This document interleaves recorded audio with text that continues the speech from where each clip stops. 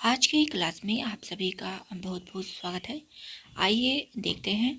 ये है आपका 5वां प्रैक्टिस सेट। इसके पहले आपका 4 प्रैक्टिस सेट हो चुका है। आगे देखते हैं क्वेश्चन इसमें पहला क्या है। देखिए, अगर क्लास पसंद आए तो लाइक ज़रूर कीजिएगा और अपने सभी साथी मित्रों तक इस क्लास को शेयर कर दीजिए। जो नए जुड़ रहे हैं चैनल को ज़रूर सब्सक्राइब करें, क्योंकि यहाँ पर आपको 80 क्वेश्चन पर प्रैक्टिस सेट आगे भी देखने को मिलेंगे। देखते हैं पहला क्वेश्चन क्या है। प्रयोजन मूल्य हिंदी से क्या तात्पर्य है। तो यहाँ पर होगा प्रयोजन मूलक।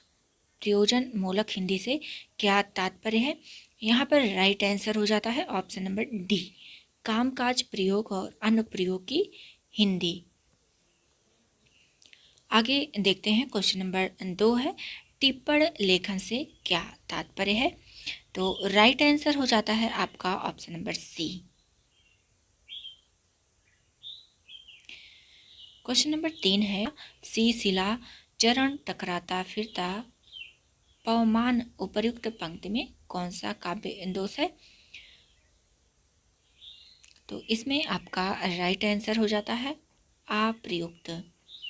आगे देखते हैं क्वेश्चन नंबर 4 है, मैं जो नया ग्रंथ बिलोकता हूँ मात मुझे सो नौ मित्र सा है, देखूं उसे मैं नित बार बार, मानो मिला मित्र मुझे पुराना। इसमें काव्य गुण बताना है कौन सा है। तो इसमें आपका काव्य गुण हो जाता है ऑप्शन नंबर सी, माधुर्य। आगे देखते हैं क्वेश्चन नंबर 5 है, व्यंजना से प्रतीत होने वाले अर्थ को क्या कहते हैं। तो व्यंग्यार्थ कहते हैं। क्वेश्चन नंबर 6 है, कंकन किंकिनी नुपुर धुनि सुनी, कहते लखन सन राम हृदय गुनी, मानहु मदन दुंदुभि दीन्ही, मनसा विश्व विजय कहाँ कीन्ही। इसमें बताना है कि गुण कौन सा है। तो इसमें जो है आपका माधुर्य गुण हो जाता है राइट आंसर। आगे देखते हैं क्वेश्चन नंबर 7 है, इनमें कौन शब्द शक्ति का भेद नहीं है। तो इसमें आपका करुणा हो जाएगा। आपकी 3 शब्द शक्तियाँ होती हैं, अभिधा, लक्षणा और व्यंजना। क्वेश्चन नंबर 8 है, शब्द की जिस शक्ति के कारण किसी शब्द का साधारण तथा प्रचलित या मुख्य अर्थ समझा जाता है उसे क्या कहते हैं।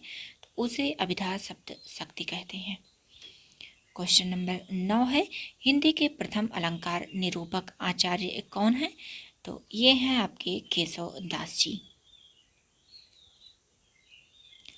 आगे देखते हैं क्वेश्चन नंबर 10 है, इसमें 4 से अधिक चरण होते हैं, वह होता है बताना है। तो ये है आपका 96। क्वेश्चन नंबर 11 है, वर्णिक छंदों में गण कितने प्रकार के होते हैं। तो इसमें आपके गण 8 गण होते हैं। सी आपका राइट आंसर हो जाता है। आगे देखते हैं।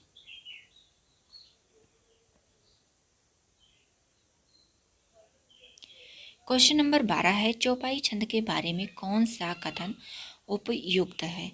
तो इसमें आपका राइट आंसर हो जाता है ऑप्शन नंबर सी।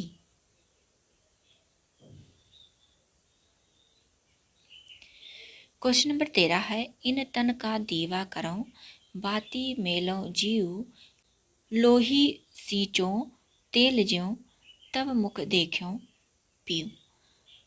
प्रस्तुत उदाहरण किस छंद का है बताना है। इसमें आपका राइट आंसर हो जाता है दोहा है ये। क्वेश्चन नंबर 14 है, प्यूं सो कह्यूं संदेशड़ा, हे भौरा हे काग, सो धनी बिरह जरिमुई, तेहिक धुआं हम लाग। इसमें बताना है छंद कौन सा है। इसमें आपका राइट आंसर हो जाता है ऑप्शन नंबर बी, दोहा है।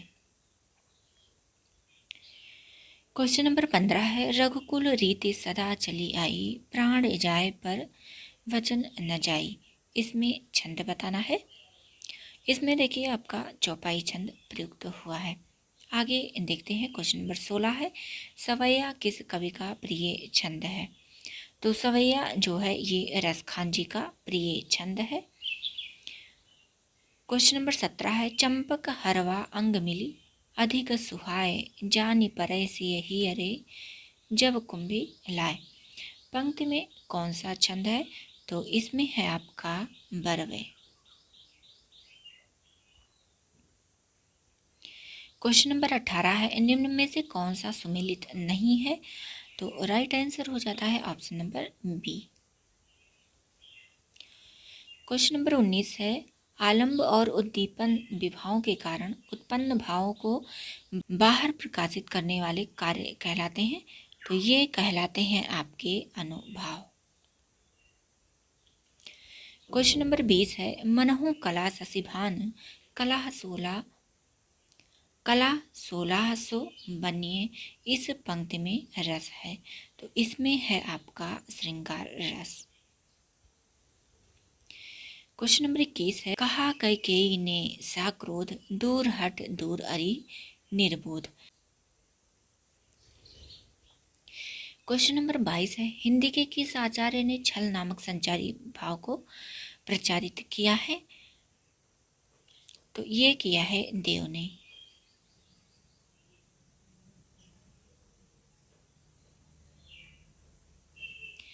क्वेश्चन नंबर 23 है, किलकत कान घुटरुअन आवत मणिमय कनक नंद के यागन बिंब पकड़िए धावत में कौन सा रस निहित है? इसमें है आपका वात्सल्य रस। क्वेश्चन नंबर 24 है, निम्न विकल्पों में से स्थायी भाव तथा उनके आधार पर कल्पित रसों के नाम दिए गए हैं, इसमें से गलत विकल्प को पहचानिए। तो बताना है इसमें राइट आंसर कौन सा है।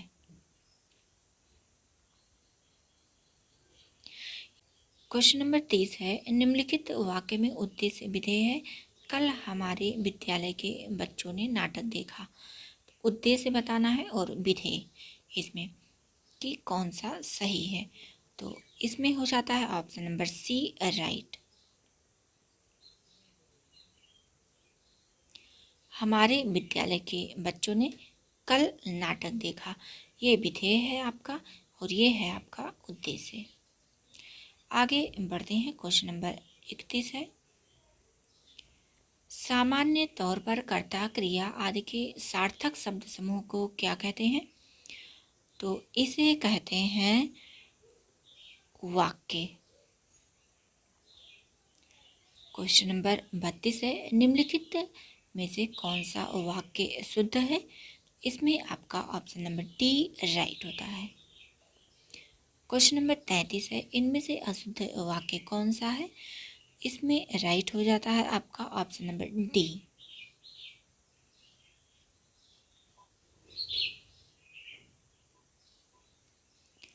क्वेश्चन नंबर 34 है, उस मकान की तीसरी मंजिल पर राजकुमार का दफ्तर है, इस वाक्य में पदबंध बताना है। इसमें आपका राइट आंसर हो जाता है ऑप्शन नंबर ए क्रिया विशेषण पदबंध। क्वेश्चन नंबर 35 है, छात्र पास हो गए वाक्य में उद्देश्य क्या है? इसमें उद्देश्य है आपका ऑप्शन नंबर सी छात्र। क्वेश्चन नंबर 36 है, वाक्य रचना का सही क्रम क्या है? तो राइट आंसर हो जाता है ऑप्शन नंबर डी कर्ता कर्म और क्रिया। क्वेश्चन नंबर 37 है, मेढकी को जुकाम होना का क्या अर्थ है? तो इसमें राइट आंसर हो जाता है option number B.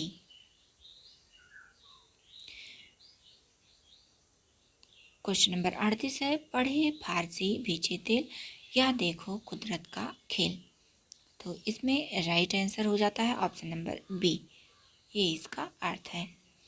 Question number 39 है, मान न मान मैं तेरा मेहमान का अर्थ क्या होगा? इसका अर्थ होगा ऑप्शन नंबर सी जबरदस्ती गले पड़ना किसी के। क्वेश्चन नंबर 40 है, सज्जन की बुराई से अपना ही अपमान होता है, इस भाव की अभिव्यक्ति के लिए लोकोक्ति क्या है? तो चांद पर थूका मुंह पर गिरा। ये इसका राइट आंसर होता है। क्वेश्चन नंबर 41 है, निम्नलिखित में से किस मुहावरे का अर्थ अत्यंत प्रसन्न होना नहीं है? ये है आपका ऑप्शन नंबर बी, पेट फूलना।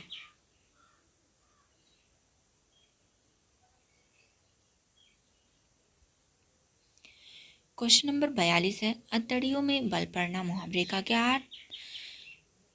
अर्थ है? तो ये है हंसते हंसते पेट में पीड़ा होना। क्वेश्चन नंबर 43 है, निम्नलिखित प्रश्न में 4 विकल्पों में से उस विकल्प का चयन करें जो दिए गए मुहावरे का सही अर्थ हो। आग पर लौटना, इसमें आपका ऑप्शन बी राइट होता है।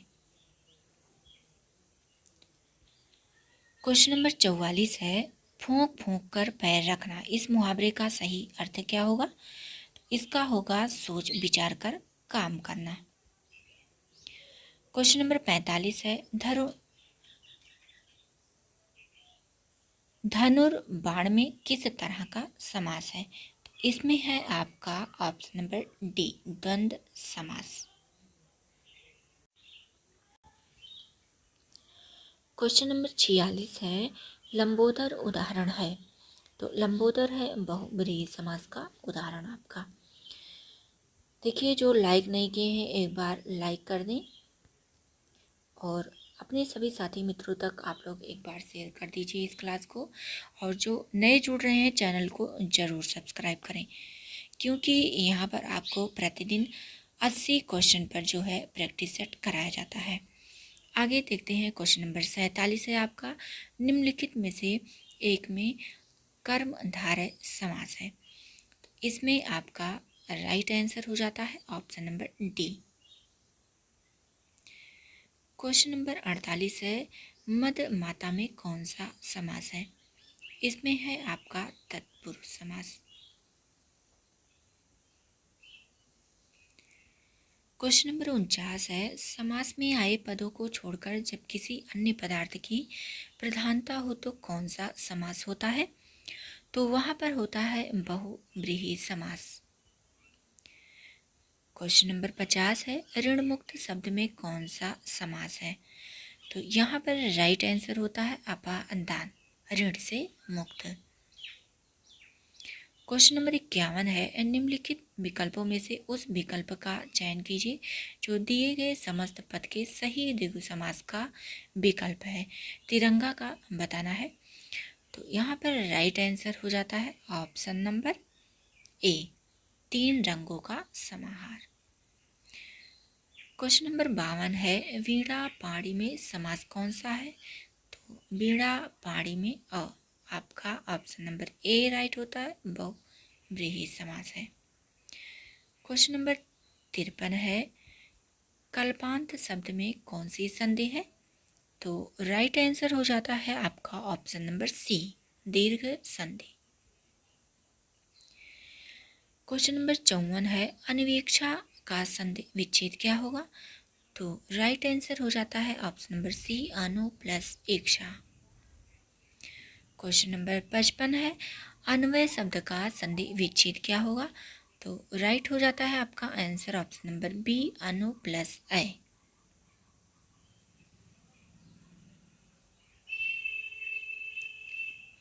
क्वेश्चन नंबर 56 है, नीचे दिए गए शब्द में प्रयुक्त संधिभेद का सही विकल्प चुनिए, यद्यपि का क्या होगा?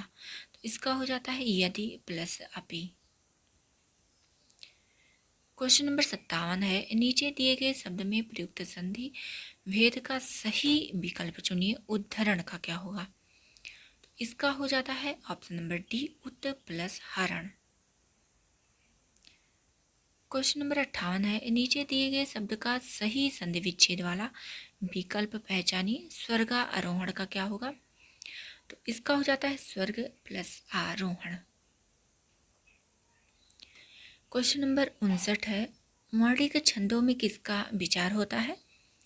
तो इसमें होता है आपका ऑप्शन नंबर ए, उमड़ का विचार। क्वेश्चन नंबर 60 है, निम्नलिखित पंक्तियों में उनके छंदों के साथ सुमेलित कीजिए।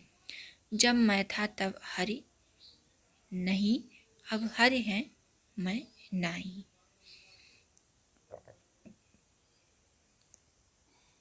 सूची 1 में पंक्तियाँ दी गई हैं और सूची 2 में उससे संबंधित छंद। तो आपको बताना है कि राइट आंसर क्या होगा।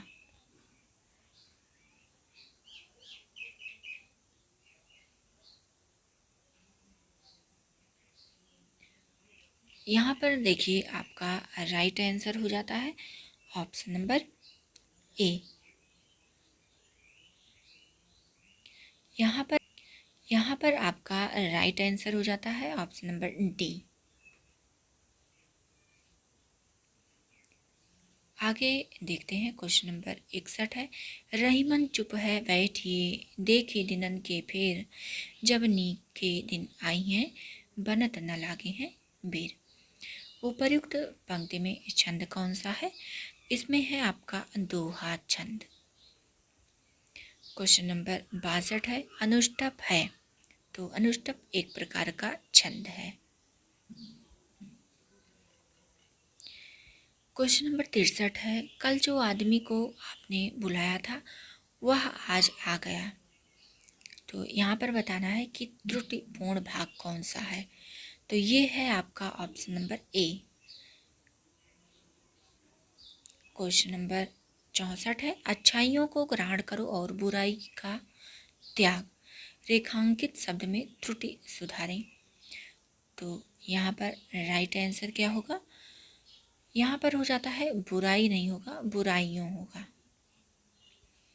क्वेश्चन नंबर 65 है, सदा सच बोलना चाहिए, यह किस प्रकार का वाक्य भेद है? तो ये है आपका इच्छावाचक। क्वेश्चन नंबर 66 है, जिस वाक्य में साधारण और मिश्र वाक्य का मेल संयोजक अवयवों द्वारा होता है उसे क्या कहते हैं? तो उसे कहते हैं संयुक्त वाक्य।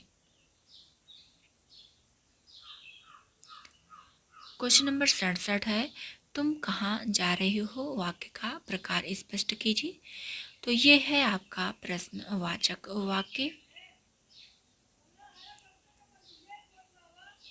क्वेश्चन नंबर 68 है, वियोग श्रृंगार के अंतर्गत कितनी काम दशाओं का वर्णन किया जाता है? इसमें आपका राइट आंसर हो जाता है option number C. Question number 69 है, गुरुदेव शब्द में समास है। तो गुरुदेव में आपका हो जाता है ऑप्शन नंबर डी, कर्मधारय समास।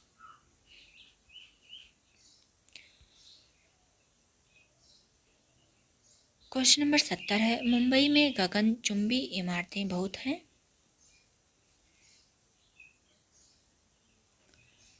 रेखांकित शब्द में कौन सा समास समाहित है? इसमें है आपका तत्पुरुष समास। क्वेश्चन नंबर 71 है, जिस समास का पहला पद अपव्यय हो, जिस समास का पहला पद अव्यय हो तथा प्रथम पद प्रधान हो उसे कौन सा समास कहते हैं? तो उसे कहते हैं अव्ययी भाव। क्वेश्चन नंबर 72 है, दिग्गज का सही संधि विच्छेद क्या है? तो ये हो जाता है आपका right answer option number B, दिग प्लस गज। आगे देखते हैं, क्वेश्चन नंबर 73 है, पितृ प्लस अनुमति का सही संधि पद है। तो इसमें आपका हो जाता है पितृनुमति।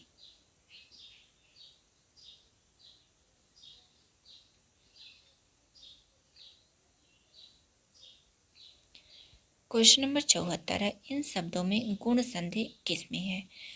तो आपका महेंद्र में गुण संधि प्रयुक्त हुई है। आगे देखते हैं,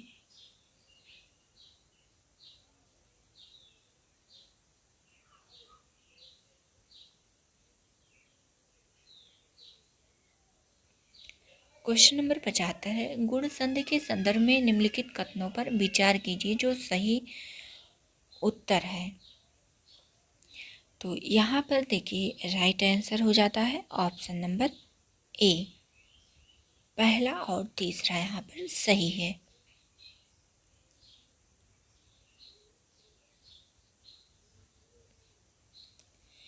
क्वेश्चन नंबर 76 है, वीर पुत्र को जन्म देने वाली के लिए वाक्यांश बताना है। तो ये हो जाता है आपका ऑप्शन नंबर सी, वीर प्रसू। क्वेश्चन नंबर 77 है, निम्नलिखित शब्दों में से कौन सा शब्द संबंधवाची है? तो ये है आपका दैवी। क्वेश्चन नंबर 78 है, प्रतीक्षा करना इसका क्या अर्थ है? तो राह देखना।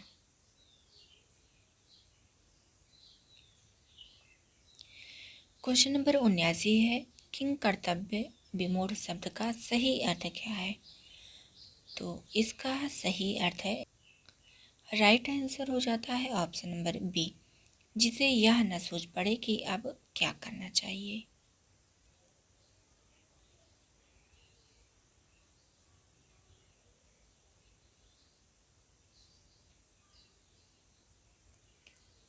क्वेश्चन नंबर 80 है, बोली का चित्र जब थोड़ा विकसित हो जाता है और उसमें साहित्य की रचना होने पर वह क्या बन जाती है? तो वह जो है उपभाषा का रूप धारण कर लेती है। आज की क्लास यहीं तक थी। आपके 80 क्वेश्चन कंप्लीट होते हैं। अगर क्लास पसंद आई हो तो आप लोग लाइक ज़रूर कीजिए और अपने सभी साथी मित्रों तक शेयर ज़रूर कीजिए, और जो भी देख रहे हैं चैनल को सब्सक्राइब ज़रूर करें। और आपको इसी तरह से 80 प्रश्नों पर आधारित आगे भी प्रैक्टिस सेट देखने को मिलेंगे, जो कि संपूर्ण पाठ्यक्रम पर आधारित होंगे। एक एक क्वेश्चन जो है आपका प्रत्येक टॉपिक से रहेगा, तो आप यहाँ पर ज़रूर आइए और अपना आकलन कीजिए। आज की क्लास यहीं तक, मिलते हैं अगली नई क्लास में।